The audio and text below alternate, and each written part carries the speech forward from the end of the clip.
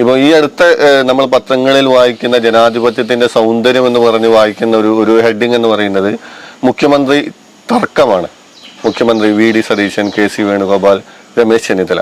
ആ തർക്കം തെരുവുകളിലേക്ക് അണികളിലേക്കാവുകയും അവര് പരസ്പരം ഫ്ലെക്സുകൾ കീറുകയും ഫ്ലെക്സിൽ തുപ്പുകയും ഒക്കെ ചെയ്യുന്ന അതിനെ അവർ ജനാധിപത്യത്തിന്റെ സൗന്ദര്യം എന്നുള്ള ഓമന പേരിട്ട് വിളിക്കുന്നുണ്ട്.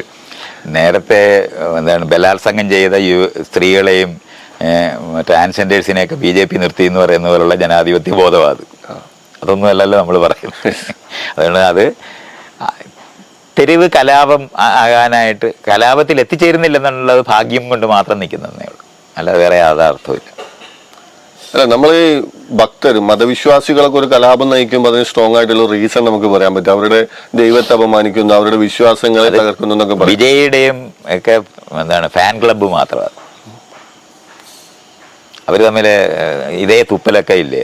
മോഹൻലാൽ മമ്മൂട്ടി ഫാൻ ക്ലബ്ബ് ഉണ്ടാകുന്നത് ഇപ്പൊ അതിന്റെ ഏറ്റവും വലിയ സാധനമാണ് തമിഴ്നാട് മുഴുവൻ ഫാൻ ക്ലബ്ബുകളാണ്. അപ്പൊ അതുകൊണ്ട് അവരെ സംബന്ധിച്ചോളം വേറൊരു അർത്ഥം പോലും ഇല്ല. അതിന്റെ ചെറിയ എഡിഷനാണ് ഇപ്പൊ നമ്മൾ ഈ കാണുന്ന മുഖ്യമന്ത്രി തെരഞ്ഞെടുപ്പ് എന്ന് പറയുന്നത്. ഇത്തരത്തിലുള്ള ഒരു മുഖ്യമന്ത്രി തെരഞ്ഞെടുപ്പിലൂടെ ഇനിയിപ്പോ ആരെങ്കിലും ഒരാൾ മുഖ്യമന്ത്രി ആയാൽ തന്നെ അത് എങ്ങനെയാണ് നമ്മൾ ഒരു ജനാധിപത്യപരമായിട്ട് ഉണ്ടാകത്തേ ഇല്ല. കാരണം തന്നെ എന്നെയും തെരഞ്ഞെടുത്ത് ഇപ്പൊ ഞാൻ ഭയങ്കര ജനാധിപത്യത്തിന് വേണ്ടി ബാധിച്ച് പറഞ്ഞോണ്ടിരിക്കുകയാണല്ലേ. എന്നെ തെരഞ്ഞെടുത്തിട്ട് മുഖ്യമന്ത്രിയാക്കിയ എന്ത് വ്യത്യാസം വരും? ഒന്നും വ്യത്യാസം വരത്തില്ല. കാര്യമുണ്ട്, ഞാൻ പോയിരിക്കുന്നത് രാജാവിന്റെ കൊട്ടാരത്തില്. വലിയ മേശ, വലിയ കസേര, വലിയ മുറി. എന്തിനാണ് ഉണ്ടാക്കുന്നത്? മറ്റുള്ളവരെ ചെറുതാക്കാൻ ഉണ്ടാക്കിയ ഒരു ഇൻസ്റ്റിറ്റ്യൂഷൻ എടുത്തിട്ട് ജനകീയമാക്കാൻ ഒക്കത്തില്ല. അതാണ് ഞാൻ ഈ പഞ്ചായത്തിൽ പോയി പറയണമെന്ന് വിചാരിക്കുന്ന സാധനം. ഈ ഇൻസ്റ്റിറ്റ്യൂഷൻസ് മുഴുവനും തോക്ക് പോലെ. എനിക്കും തനിക്കും 2 തോക്ക് തന്നിട്ട് ജനകീയമായി ഇത് ഉപയോഗിക്കൂ എന്ന് പറഞ്ഞാൽ എങ്ങനെ ഉപയോഗിക്കും? അതിന്റെ പാത്തി വെച്ച് അടിക്കുവോ? അയലത്തുകാരനെ വെടിവെച്ചതിന് ശേഷം അവനുമായിട്ട് പെരുമാറാൻ പറ്റുമോ? ഈ ഒരൊറ്റ ഇൻസ്റ്റിറ്റ്യൂഷനും ജനാധിപത്യത്തിന് ഉണ്ടാക്കിയതല്ല. അതിനകത്ത് പോയിരുന്ന് ജനകീയമായ ഭരണം സാധ്യമല്ല. ഭരണമാണ് ജനാധിപത്യത്തിനകത്ത് ഏറ്റവും മോശപ്പെട്ടത്. നല്ല വെടിയില്ല, നല്ല ഭരണമില്ല, ഭരണമാണ് പ്രശ്നം. അതുകൊണ്ട് തെരഞ്ഞെടുക്കപ്പെട്ടവർ ഭരിക്കാനാ പോകുന്നതെന്നുണ്ടെങ്കിൽ രാജാവ് തന്നെയാണ് ഭരിക്കുന്നത്. അത്രയും നമ്മളറിയണം. ജനാധിപത്യത്തിലുള്ളത് ക്രമീകരണം എന്നാ പറയണ്ടേ.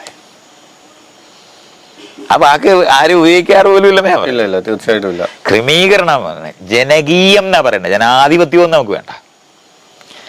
ക്രമീകരണവും സേവനവും മാത്രമാണ്.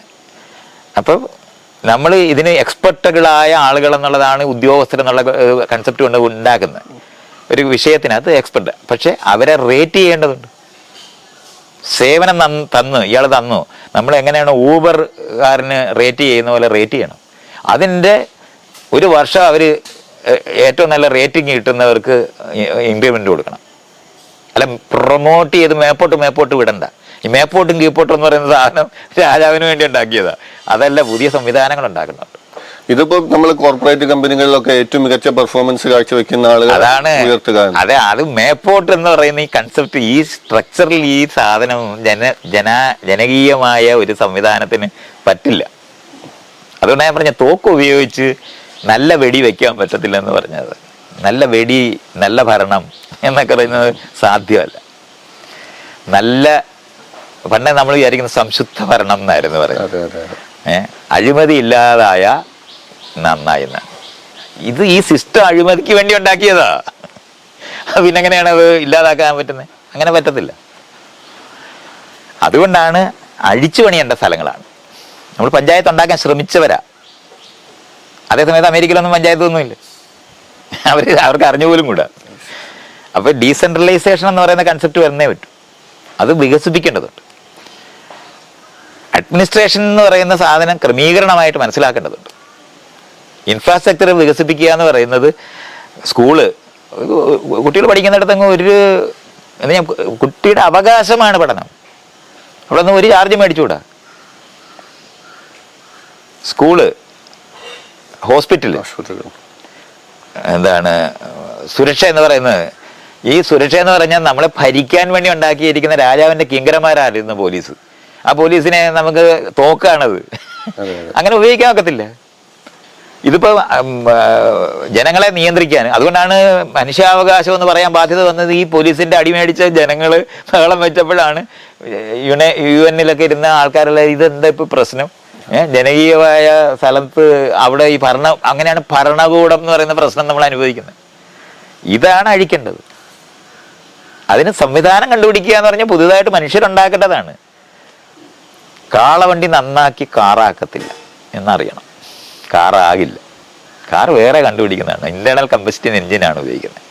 അത് ഉപയോഗിച്ചിട്ട് പെട്രോൾ സ്റ്റേഷനും സർവീസ് സെന്ററും ഒക്കെ എല്ലായിടും ഉണ്ടാക്കിക്കൊണ്ട് സമാന്തരമായിട്ടുണ്ടായി വരുമ്പം കളവണ്ടി പുറത്തായി പോകും. അതുപോലെ മാറ്റേണ്ടതാണ് മതവും ഈ നിലനിൽക്കുന്ന ഭരണ സംവിധാനവും. അതിനെ കണ്ടുപിടിക്കുക എന്ന് പറയുന്ന പണി ചെയ്യേണ്ടതുണ്ട്. ഇതൊരു 15 കൊല്ലം മുമ്പേ എനിക്ക് പറഞ്ഞുകൂടായിരുന്നേ. ഞാൻ ഈ പറയുന്നത് നമ്മളെല്ലാം സംശുദ്ധ ഭരണക്കാരുടെ യുക്തിക്കകത്തായിരുന്നു നിന്നിരുന്നത്. അഴിമതി ഇല്ലാതിരുന്ന, ഞാൻ എൻ്റെ ജീവിതത്തിൽ അഴിമതി ചെയ്തിട്ടില്ലാത്ത, ഞാനെന്ന് പറഞ്ഞാൽ രാഷ്ട്രീയമായിട്ട് ഞാനൊരു കൈക്കൂലി കൊടുത്തിട്ടില്ലാത്ത ആളാണ്. ഇഷ്ടംപോലെ പണി ഞാൻ എടുത്തിട്ടുണ്ട്. കൈക്കൂലി കൊടുക്കുമായിരുന്നു, എളുപ്പമായേനെ. പക്ഷെ അങ്ങനല്ല അത് വേണ്ടതെന്ന് അറിയുന്നുണ്ട. അപ്പോൾ ഈ സിസ്റ്റത്തിനകത്ത് കൈക്കൂലിയേ ഉള്ളൂ, അല്ലാതെ രക്ഷയില്ല. അത് നമ്മൾ അങ്ങനെ തന്നെ മനസ്സിലാക്കണം. അങ്ങനെ കൈക്കൂലിയില്ല. ഞാനൊക്കെ ഒരു സമയത്ത് ഇടപെട്ടിട്ടുണ്ട്, ഇടതുപക്ഷ രാഷ്ട്രീയത്തിനകത്ത് ഇടപെട്ടിട്ട് NGO യൂണിയന്റെ ആഭിമുഖ്യത്തിൽ തന്നെ അഴിമതി പരാതിയൊക്കെ പറയാനുള്ള സെല്ലൊക്കെ ഇതിൻ്റെയൊക്കെ മുന്നിൽ ഉണ്ടാക്കിച്ചതായിരുന്നു. അതൊക്കെ പരാജയപ്പെട്ടു പോകും. കാരണം ഈ സിസ്റ്റം അന്ന് എനിക്ക് അറിഞ്ഞൂടാ, ഈ സിസ്റ്റമാണ് പ്രശ്നമെന്ന് അറിഞ്ഞുകൂടാ. വ്യക്തികളാണ് പ്രശ്നമെന്ന് കരുതി. വ്യക്തികൾ നന്നായി കഴിഞ്ഞാൽ നന്നായി. ഭരണം അതാ പറഞ്ഞ നല്ല പേടി, ഞാനും നല്ല ആളാണെന്ന് വിചാരിച്ച് പേടി വെച്ചാൽ മറ്റവര് ചത്തുപോകും. നല്ല ഭരണമില്ല, ഭരണമാണ് പ്രശ്നം എന്നാണ് അറിയേണ്ടത്. ഈ ജനാധിപത്യത്തിലെ ഭരണം തന്നെ ജനാധിപത്യ വിരുദ്ധമാണ്. അതാണ് അതിനുള്ള ഇൻസ്റ്റിറ്റ്യൂഷൻസ് കണ്ടുപിടിക്കേണ്ടതുണ്ട്. അത് ഞാനത് ഈ പഞ്ചായത്തിൽ പോയിരുന്ന് പറയണമെന്ന് ആഗ്രഹിക്കുന്ന പോയിന്റുകളായത്. പൗരസഹായ കേന്ദ്രമായിട്ട് മാറണം പോലീസ് സ്റ്റേഷൻ എന്ന് പറയുന്നത്. പൗരസഹായി എന്ന് വിളിക്കപ്പെടണം അവർ. അത് ആ നാട്ടിലെ ജനങ്ങളുടെ ഇടയിൽ നിന്ന് തന്നെ തിരഞ്ഞെടുക്കപ്പെടണം. ആൾക്കാർക്ക് അറിയണം ഇവരെ. ഇപ്പം നമുക്ക് ഭരണക്കാരായിരിക്കുന്ന സിവിൽ സർവീസ് ആയിരിക്കുന്നവർക്ക് രാഷ്ട്രീയം പാടില്ലെന്നാണ്. ഇത് ബ്രിട്ടീഷുകാരുണ്ടാക്കിയതാണത്. എന്നാൽ ഉദ്യോഗസ്ഥന് ഒരിക്കലും നാട്ടുകാരുമായിട്ട് ബന്ധം ഉണ്ടാക്കരുത്. അതിനാണ് അവർ ട്രാൻസ്ഫർ ഉണ്ടാക്കിയത്. ഇപ്പോഴും നമ്മൾ ട്രാൻസ്ഫർ ചെയ്തുകൊണ്ടിരിക്കുകയല്ലേ ആൾക്കാരെ. എന്തിനാണ് ഈ ട്രാൻസ്ഫർ? ജനങ്ങളുടെ ഭരണമാണ് എന്ന് പറയുകയാണെങ്കിൽ, ഭരണം തന്നെ നമ്മൾ എടുക്കുകയാണെങ്കിൽ, ജനങ്ങളുടെ ഭരണമാണെങ്കിൽ എന്തിനാണ് അവരെ ട്രാൻസ്ഫർ ചെയ്യേണ്ട ആവശ്യം? ട്രാൻസ്ഫർ ചെയ്യുന്നത് ഈ ആൾക്കാർക്ക് റൂട്ട് ഉണ്ടാകാതിരിക്കാനാണ്. ഇത് ഉദ്യോഗസ്ഥന്മാർക്ക് നാട്ടിലുള്ളവരെ അറിയണ്ടേ?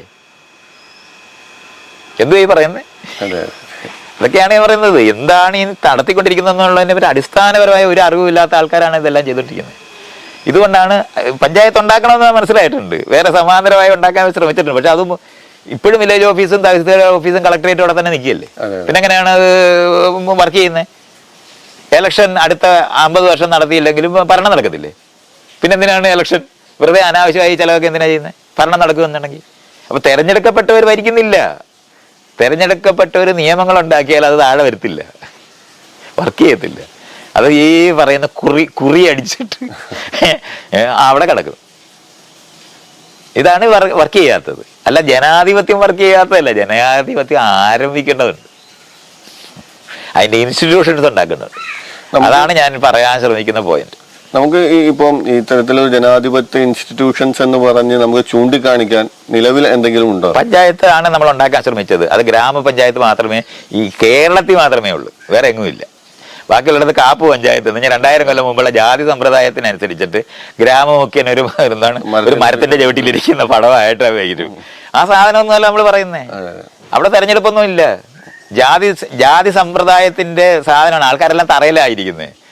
മുഖ്യനായ മരത്തിന്റെ ചവിട്ടി മേളിൽ കയറിയിരിക്കും. പണ്ട് ഗുരുക്കന്മാരുടെ മുന്നിൽ ശിഷ്യന്മാരിരിക്കുന്ന സാധനമാണ് പഞ്ചായത്ത് എന്ന് പറഞ്ഞാൽ കാണിക്കുന്നത്. അതൊന്നും അല്ല ഈ പറയുന്നേ.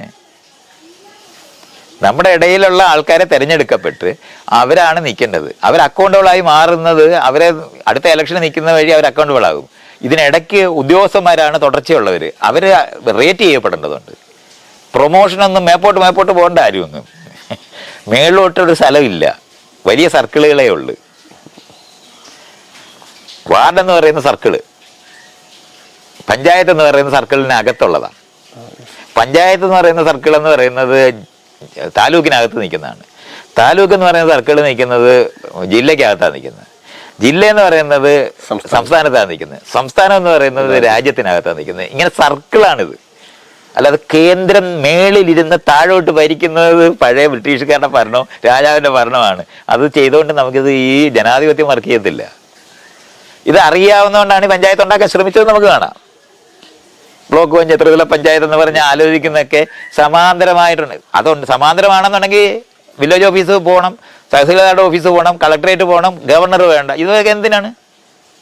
ഈ ഗവർണർ എന്ന് പറയുന്ന കോന്തനെ എന്തിനാണ് ഇവിടെ കൊണ്ടുവന്ന് വെച്ചിരിക്കുന്നത്? എന്തോ കാര്യത്തിനാണ്? വെറുതെ ബ്രിട്ടീഷുകാർ പണ്ട് രാജാക്കന്മാരെ നിയന്ത്രിക്കാൻ വേണ്ടി ഉണ്ടാക്കിയതാണത്. അത് അങ്ങനെ തന്നെ ഉപയോഗിച്ചുകൊണ്ടിരിക്കുകയാണ്. എന്നിട്ട് നമ്മൾ ജനാധിപത്യമാണെന്നാണ് പറഞ്ഞുകൊണ്ടിരിക്കുന്നത്. ഈ ഗവർണർ യഥാർത്ഥത്തിൽ ഒരു രാജകീയ പ്രൗഢിയോടെ ജീവിക്കുക. ഗവർണർ മാത്രമല്ല, കളക്ടർ അങ്ങനെയല്ല. കളക്ടർ എന്തോ ചെയ്യുന്നേ? കളക്ടർ ജനിച്ചതുപോലല്ലേ? പിന്നെ അയാളെ എന്നും കളക്ടറായി പോകത്തില്ലേ? പിന്നെ അയാളെ ജോലി കൊടുക്കാതിരുത്താൻ പറ്റും. ഇതാണ് ഇവിടുത്തെ പരമാവധി. മറ്റേ ഉദ്യോഗസ്ഥന്മാരെ ട്രാൻസ്ഫർ ചെയ്യാൻ പറ്റും. ഇതൊക്കെ ഇതിന് ബ്രിട്ടീഷുകാർ ചെയ്തിരുന്ന സാധനങ്ങളാണ്. ഇതൊന്നും ചെയ്തുകൂടാത്തതാണ്. ട്രാൻസ്ഫറേ പാടില്ല. ആളുകളുമായിട്ട് ബന്ധം വേണ്ടേ? ഈ ട്രാൻസ്ഫർ എന്ന് പറയുമ്പോൾ നമുക്ക് തന്നെത്താൻ ട്രാൻസ്ഫർ വേണമെന്ന് അപേക്ഷിച്ചാൽ കൊടുക്കാം. അത് അവരുടെ ആവശ്യമാണ്, വ്യക്തിയുടെ ആവശ്യമാണ്. അപ്പോൾ അപ്പുറത്തിരിക്കുന്ന ആളിനോട് മ്യൂച്വൽ ട്രാൻസ്ഫർ വേണമെന്ന് പറഞ്ഞാൽ അതൊക്കെ ചെയ്യാം. അത് അവരുടെ ആവശ്യപ്രകാരമാണ്. ഇതെങ്ങനെയാണ് 3 വർഷം 2 വർഷം കൂടുന്ന സമയത്ത് മുഴുവൻ പേര് അങ്ങ് ട്രാൻസ്ഫർ എന്ത് ചെയ്യുന്നേ? ഒരു കളക്ടർ ഒരു പ്രവൃത്തി ചെയ്തു തുടങ്ങുന്ന സമയത്ത് തന്നെ അയാൾ അവിടെ നിന്ന് ട്രാൻസ്ഫർ ചെയ്യും. ഇങ്ങനെ ട്രാൻസ്ഫർ ചെയ്യാനായിട്ട് അത് അഴിമതിക്ക് മാത്രമാണ് ട്രാൻസ്ഫർ ഉപയോഗിക്കുന്നത്. ഈ കൊച്ചു രാഷ്ട്രീയ പാർട്ടി ജീവിച്ചു പോകുന്ന പോലും ട്രാൻസ്ഫറിനകത്തുനിന്ന് കാശ് മേടിച്ചിട്ടാണ്. ഇങ്ങനെയാണ് ഇത് നിൽക്കുന്നത്. അഴിമതിക്ക് വേണ്ടി മാത്രം ഉണ്ടാക്കിയിരിക്കുന്ന സംവിധാനത്തിനെയാണ് നമ്മൾ ജനാധിപത്യം എന്ന് പറഞ്ഞുകൊണ്ടിരിക്കുന്നത്. ഈ ഇൻസ്റ്റിറ്റ്യൂഷൻസ് ഒന്നും ഇങ്ങനെ ചെയ്യാനൊക്കെ പകരം ഉണ്ടാക്കേണ്ടതുണ്ട്, കണ്ടുപിടിക്കേണ്ടതുണ്ട്. തർക്ക പരിഹാര കേന്ദ്രം ഉണ്ടാക്കേണ്ടതുണ്ട്. അല്ലാതെ കോടതിയിൽ പോയിക്കൂടാ, പോലീസ് സ്റ്റേഷനിലും ജനങ്ങൾ പോയിക്കൂടാ, കോടതിയിലും പോയിക്കൂടാ. ഇത് രണ്ടിനും പകരം വേറെ ഉണ്ടാക്കേണ്ടതുണ്ട്. ഇത് 30 വർഷം 40 20 വർഷമൊക്കെ എടുത്തിട്ടാണ് ഒരു വിധി വരുന്നത്. ആർക്ക് പറയാനാണിത്? പരാതി പറഞ്ഞ പഞ്ചായത്തിൽ തീരണം. അവസാനം എന്തായാലും ആർക്കെങ്കിലും ഒരാൾക്ക് അനുകൂലമായിട്ടുള്ള വിധി അല്ലയോ ഈ സുപ്രീം കോടതി ചെന്നാലും ഉള്ളു. പിന്നെ എന്തിനാണ് മേപ്പോട്ട് പോകുന്നത്? അവർക്കെല്ലാം ഈ അഴിമതി ചെയ്യാൻ വേണ്ടിയുള്ള സിസ്റ്റം. അത് വക്കീലിന്റെ പണി എന്താണ്? കേസ് മാറ്റി വെപ്പിക്കുക. അല്ല, അയാൾക്ക് എന്താ വഴി? വക്കീലിന് വേറെ എന്ത് വഴി? അയാളുടെ ക്ലയന്റ് ഈ കേസ് തീർന്നു കഴിഞ്ഞാൽ അയാൾക്ക് വരുമാനം ഉണ്ടാക്കണമെങ്കിൽ പിന്നെ വേറെ ആൾ വരട്ടെ. അയാൾക്ക് സെൽഫ് എംപ്ലോയിഡ് ആണ്, അല്ലാതെ അയാൾ കോടതിയിലെ ഉദ്യോഗസ്ഥനല്ല. അപ്പൊ അയാളുടെ സംബന്ധിച്ചുള്ള ഈ കേസ് മാറ്റി വെപ്പിച്ചുകൊണ്ടിരിക്കുക എന്ന് പറയുന്നത് അയാളുടെ വരുമാന മാർഗം അടയാതിരിക്കാൻ വേണ്ടിയാണ് അത് കണ്ടുപിടിക്കുന്നത്. ഇത് മജിസ്ട്രേറ്റിന് അതിന്റെ പങ്ക് കൊടുക്കും. ഇതാണ് നടത്തിക്കൊണ്ടിരിക്കുന്നത്. വക്കീലിന്റെ കഴിവ് എന്താണ്? മജിസ്ട്രേറ്റിനെ സ്വാധീനിക്കാനുള്ള കഴിവാ, വേറെ ഒന്നുമില്ല. അല്ല, ഒരു ലോയും പഠിക്കണ്ട. വളരെ വിവാദപരമാവുന്ന ഒരു ആരോപണമാണ്. അല്ല, എനിക്കൊരു പേടിയില്ല. എനിക്കറിയാം, ഞാനൊരു കേസ് കൊടുക്കാൻ പോയിട്ടുള്ള ആളാണ്. ഏത് ബെഞ്ചാണെന്ന് അവിടെ പോയിരുന്ന് കണ്ടുപിടിക്കും. എന്നാൽ അല്പം മര്യാദയുള്ളവരുടെ ബെഞ്ചിൽ കൊടുത്തില്ലെങ്കിൽ ഒരു കാര്യമില്ലെന്ന് ആദ്യമേ അറിയും. ഇതൊക്കെ നമുക്ക് അറിയാവുന്ന കാര്യമല്ലേ. എന്നെ അറസ്റ്റ് ചെയ്യാൻ പറ്റുന്ന ഇഷ്ടംകാര്യമായ കാര്യങ്ങൾ ഞാൻ ചെയ്തിട്ടുണ്ട് ഈ രാഷ്ട്രീയ പ്രവർത്തനം ചെയ്യുന്ന സമയത്ത്. കോടതി കൊടുത്ത കേസ് ഇല്ലാതാക്കി കളഞ്ഞിട്ടുണ്ട്. അതൊക്കെ നമുക്ക് പറ്റും. ഞാൻ ചെയ്തതല്ല, കേസിനകത്ത് പെട്ടവർ പറഞ്ഞു സാർ ഇടപെടായിരുന്നത്, സാർ ഇടപെട്ട ഈ കേസ് ഞങ്ങൾക്ക് പാരയായി തീരും. അവര് പറഞ്ഞു സാറേ, ലൈംഗിക തൊഴിലാളികളുടെ കേസിനകത്ത് ഞാൻ ഇടപെടുമ്പോഴാണ് അവർ പറഞ്ഞു സാർ ഇങ്ങനെ ഇടപെട്ടാൽ ഞങ്ങൾ ഒരിക്കലും റോഡിൽ നിൽക്കാനും പറ്റത്തില്ല, കേസിനകത്ത് നിന്ന് രക്ഷപ്പെടത്തുമില്ല. കാരണം കേസ് 25 വർഷം 50 വർഷം ഞങ്ങൾ ഈ സുപ്രീം കോടതി വരെ കൊണ്ടുപോകും. അതാണ് നിങ്ങൾക്ക് ചെയ്യാൻ പറ്റുന്നത്. ഞങ്ങളുടെ കയ്യിൽ ഒരു 5000 രൂപ തന്നാൽ ഞങ്ങൾ ഈ കേസ് ഇല്ലാതാക്കി തരാം. അവർ ചെയ്തിട്ടുണ്ട്. ഞാനിത് തകർന്ന് തരിപ്പണമായി പോയ ദിവസങ്ങളാണ് അതൊക്കെ. ആദ്യം ലൈംഗിക തൊഴിലാളികളുടെ കേസ് വന്ന സമയത്ത് ജാമ്യത്തിന് ആരൊക്കെയാണ് നിന്നെന്നറിയാം? കേരളത്തിനകത്ത് അറിയപ്പെടുന്ന ഡോക്ടർമാരും എഞ്ചിനീയർമാരും ഒക്കെ ആയിരുന്നു എൻ്റെ കൂടെ. എന്നോട് താല്പര്യമുള്ള കാരണം കൊണ്ട് അവർ വന്ന് ജാമ്യത്തിന് ഈ പെണ്ണുങ്ങൾക്ക് വേണ്ടി നിന്ന്. പെണ്ണുങ്ങൾ ഇറങ്ങിയിട്ട് സ്ഥലം വിട്ട് ജാമ്യം നിന്നവർ ജയിലിൽ പോകത്തില്ലേ? അവരുടെ അടപ്പ് പേടിച്ച് അവർ അതും ഇങ്ങനെ ഒരു കേസിന് വന്ന് നിന്നതിനെ പറ്റി അവരുടെ വീട്ടിൽ ഇതുവരെ ന്യായം പറഞ്ഞു തീർക്കാൻ അവർക്ക് കഴിഞ്ഞിട്ട് പോലുമില്ല. അപ്പൊ ഞാൻ വെള്ളത്തിലായി. അപ്പൊ ഒരുത്തി അങ്ങ് പോയി. അപ്പോഴാണ് മറ്റൊരു സ്ത്രീ ആയതുകൊണ്ട് പറഞ്ഞു, സാറ് പേടിക്കണ്ട, സാറ് ഒരു 5000 രൂപ സംഘടിപ്പിച്ച് തരാൻ പറ്റുമോ? ഞാൻ പിന്നെ അന്നത്തെ കാലത്ത് ഒരു 5000 രൂപ എന്ന് വലിയ കാശാണ് എനിക്കന്ന്. പാടുപെട്ട് ഞാൻ അവർക്ക് കൊടുത്തു. കുറെ നാൾ പിന്നെ കേസില്ല. അതെങ്ങനെയാണോ കേസില്ലാതാകുന്നത്? ഇത് ഞാൻ തന്നെ അനുഭവിച്ചിട്ടുള്ളതാണ്. കേൾക്കുമ്പോൾ ഞങ്ങളുടെ നമ്പർ കേസില്ലടോ. ആ കേസ് ഒരു വിന്നറായിട്ടില്ല. ആ കേസ് മുമ്പോട്ട് വരുന്നെങ്കിൽ ഡോക്ടർ ലാലില്ലേ, കോൺഗ്രസിനകത്ത് ഉണ്ടായിരിക്കും ലാലൊക്കെ ജയിലിൽ കിടന്നേനെ. RCCയിലെ ഒരു എന്താണ് ഡോക്ടർ, അദ്ദേഹത്തിന്റെ പേര് മറന്നുപോയി, അയാളൊക്കെയാണ് ജാമ്യം നിന്നത്. അവരൊക്കെ എവിടെ പോകും? അവർക്ക് അവരുടെ വീട്ടിൽ പോയി പോലും പറയാൻ പറ്റും. ജാമ്യത്തിൽ നിന്നുകൊണ്ട് തന്നെ ജീവിതം പാഴായി പോയവരാ രണ്ടുപേരും. ആ കേസ് ഇല്ലാതായിപ്പോയി. അതെങ്ങനെ ആയെന്ന് പറയണം. എനിക്കറിഞ്ഞൂടാ. ഞാൻ ഈ സ്ത്രീയുടെ അവർ പറഞ്ഞ കാശ് കൊടുത്തതേ ഉള്ളൂ. കേസില്ല. ആ കേസ് എങ്ങനെ ഇല്ലാതായിപ്പോയി എന്നുള്ളത്, അങ്ങനെ കേസ് ഇല്ലാതാക്കാൻ പറ്റുന്ന ഒരു കോടതിയാണ് ഇവിടെ ഉള്ളത്. അതായത് ഇത് ഫയലിൽ സ്വീകരിച്ചത് അത് അവിടെ ഇരിക്കുന്ന ക്ലർക്ക് എടുത്ത് പുറത്ത് കളഞ്ഞ ആരും, കാരണം ഇത് ഗവൺമെന്റ് കേസാണല്ലോ. പരാതിക്കാരനുള്ള ഒരു കേസാണെങ്കിൽ മാത്രമാണ് അവർ പോയി അന്വേഷിക്കും. ഇപ്പൊ ഇയാളുടെ അച്ഛൻ മരിച്ച് കൊല്ലപ്പെട്ട് കുത്തുകാരനുണ്ട്, താൻ തന്റെ ആ കേസ് മുമ്പോട്ട് കൊണ്ടുപോകുന്നതിനെ അന്വേഷിക്കുന്നുണ്ടാവും. ഗവൺമെന്റ് എടുക്കുന്ന കേസുകൾ ആരന്വേഷിക്കുന്ന പറയുന്നത്? പോലീസുകാർ പോയി അന്വേഷിക്കുക ഇത് കേസ്? ഒരാളും അന്വേഷിക്കത്തില്ല. അതെടുത്താൽ കളയാൻ പറ്റും. ഒരു പേടിയും വേണ്ട. ഇതൊക്കെ ചെയ്യാൻ പറ്റുന്ന ഈ കോടതിക്കകത്ത് നീതി കിട്ടുമെന്നും 5 കോടിക്ക് മേളിൽ കേസ് കെട്ടിക്കിടക്കുന്ന സ്ഥലത്തുനിന്ന് നീതി വരുമെന്നും 25-30 വർഷം കഴിഞ്ഞ് നീതി കിട്ടുമെന്ന് വിചാരിക്കുന്ന ഇഷ്ടമുള്ള പോലെ സുപ്രീം കോടതിയിലെ ചീഫ് ജസ്റ്റിസ് ഒക്കെ പെരുമാറിക്കൊണ്ടിരിക്കുന്നത്. ആ ഉമർ ഖാലിദ് അവിടെ കിടന്നിട്ട് ഇതുവരെ അയാളുടെ ജാമ്യാപേക്ഷ എടുത്തിട്ടില്ലാത്ത ഒരു സുപ്രീം കോടതിയല്ലേ ഇവിടെ ഉള്ളത്? ഒറ്റ ദിവസം കൊണ്ട് അർണാബ് ഗോസ്വാമിയുടെ ജാമ്യാപേക്ഷ എടുത്തല്ലോ. അപ്പൊ ഇത്ര മര്യാദ കെട്ട കോടതി ചീഫ് ജസ്റ്റിസും ഒക്കെ ഉള്ള ഒരു രാജ്യത്തിരുന്നുകൊണ്ട് നമ്മൾ എന്തെന്ന് പറയുന്നത്? എന്ത് കോടതിയെ പറ്റി പറയുന്നേ? കോടതിയിലെ മജിസ്ട്രേറ്റർമാര് ഇപ്പോഴും കൈ ഇങ്ങനെ നിവർത്തി കോട്ടിടാനായിട്ട് നിന്നു കൊടുക്കുന്നവന്മാരാണ്. മജിസ്ട്രേറ്റ് വരുമ്പോ എന്ന് എല്ലാവരോടും പറയും.